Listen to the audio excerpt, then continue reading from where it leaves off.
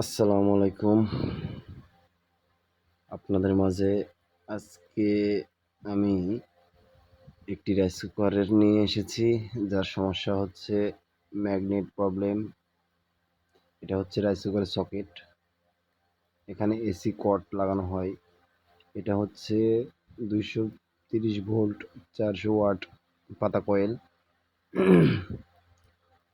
আর এই রাইস কুকারের মূল সমস্যা হচ্ছে ম্যাগনেট প্রবলেম। অটোমেটিক সুইচটা উঠে যায়। আমার ম্যাগনেটটা প্রচুর সমস্যা হয়েছে। ওই যে দেখেন আমার হাত দিয়ে দেখতে পাচ্ছেন, এটা হচ্ছে সুইচ, যাতে আমরা টিপ দিই।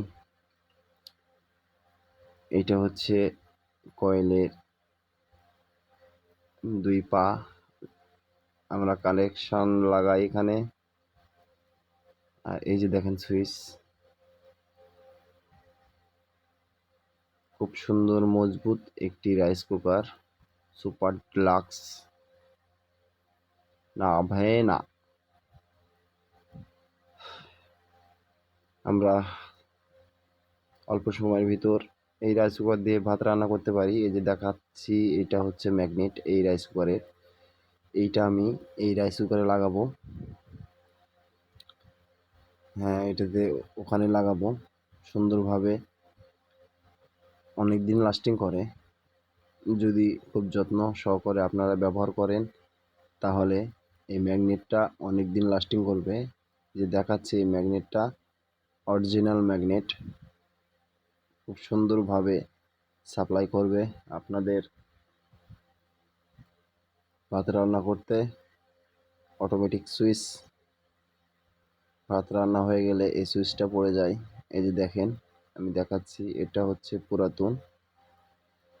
আপনারা দেখতে পাচ্ছেন কোনটা পুরাতন কোনটা নতুন। এটা হচ্ছে পুরাতন, এটার সমস্যা, এটা চেঞ্জ করতে হবে। এটা আমি এখন চেঞ্জ করব। হ্যাঁ, এটা চেঞ্জ করব, রেখে দিলাম পুরাতনটা। এই যে এটা নতুন, এই নতুনটা আমি এখানে লাগাবো এখন। এই যে লাগাইছি দেখেন, এই যে আগেরটা হলো পুরাতন, মরিচা লেগে গেছে। এই যে নতুন, খুব সুন্দরভাবে আমি ম্যাগনেটটা লাগালাম, অনেক দিন লাস্টিং করবে। আমাদের লাগানো কমপ্লিট।